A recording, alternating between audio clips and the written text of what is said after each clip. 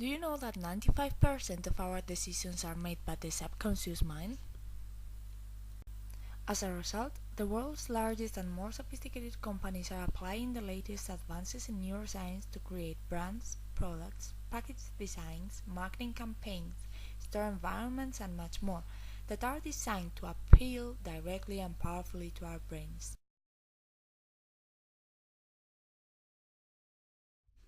Neuromarketing is a new field of marketing developed by networking between different universities, technological institutes, and companies. It studies consumers' sensorimotor, cognitive, and affective response to marketing stimuli.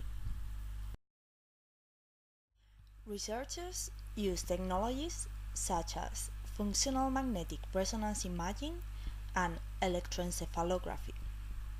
These technologies measure changes in activity in parts of the brain, changes in specific regional spectra of the brain response, heart rate, respiratory rate, and galvanic skin response.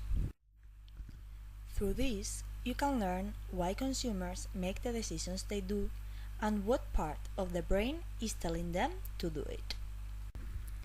So, the neuromarketing innovation can transform in different ways: investigation of markets, changing surveys for real data, traditional marketing, for example, more control in publicity campaign, thus less risk, so creativity is encouraged.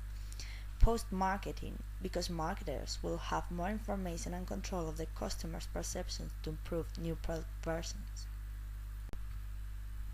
The neuromarketing has focused on visual and written stimuli, but recently they have discovered the importance between smells and brain responses. This applied to marketing is what we call scent marketing.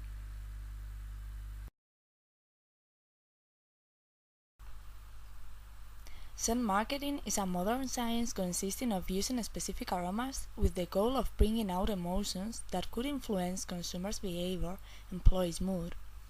The sense of scent has not been commercially stimulated and has the quality of having rapid associations and a lasting effect in our memory.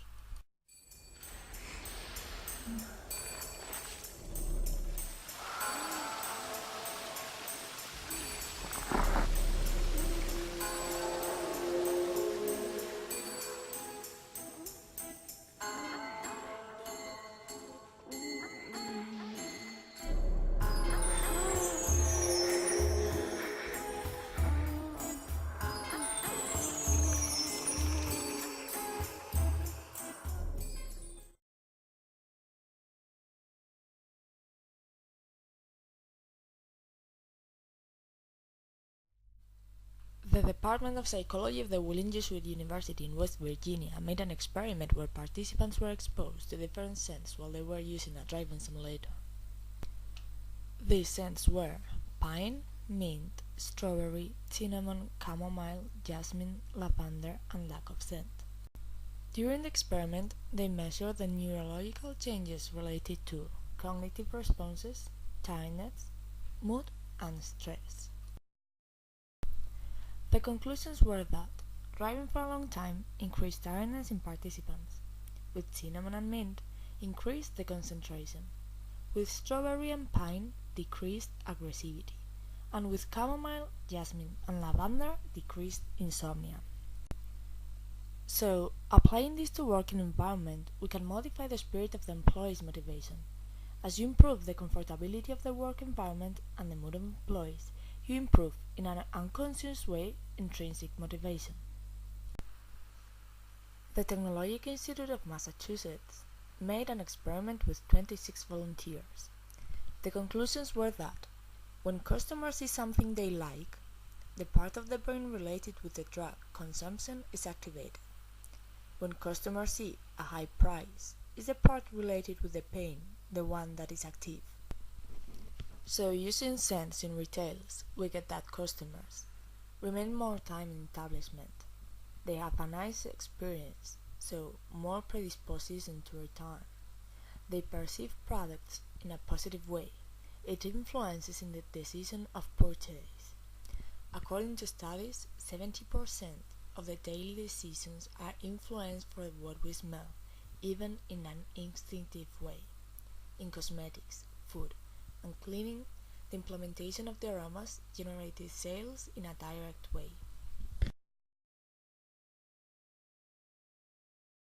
If we take an already emotional public event, a highly emotional event, such as a football or a baseball game or a rock and roll concert or an action movie, or a political convention, or a theme park ride, and anywhere that the experience produces already an adrenaline rush or an endorphin release, or any positive physiological reaction, and during the height of that experience, we release a branded signature scent. Could be any particular scent, but a branded signature scent along with a visual and even audio branding. We can literally tattoo or imprint that feeling and or physiological response directly into the attendee's right brain.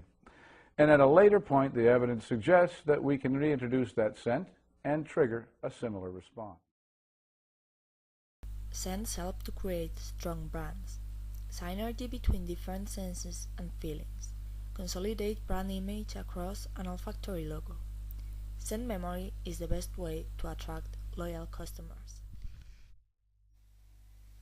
As conclusion, based on Abernathy-Clark model, we have included scent marketing as architectural innovation. The essence behind architectural innovation is the use of new concepts in technology to forge new market linkage forms. Scent marketing uses different technologies and marketing techniques that had not been used before. On the other hand, the way to reach the market is completely new, also the way to get information from it.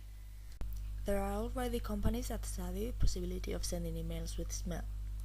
This can be applied to sectors as wine industry, perfumery industry, e-commerce, for example, supermarkets. Anyway, there are some factors as considered as allergies, different cultures, because one scent may be pleasant in one country but not in others, and the fact that scent marketing could be included as subliminal publicity, so may be illegal in the future. Sometimes there's this concern that marketers are like out there manipulating us by pumping in scent and stuff, and there is the potential for that because in a lot of my studies what I find is the vast majority of the participants in my studies never remember having been exposed to a scent. So, and yet I find effects. There's a concern from a consumer protection point of view.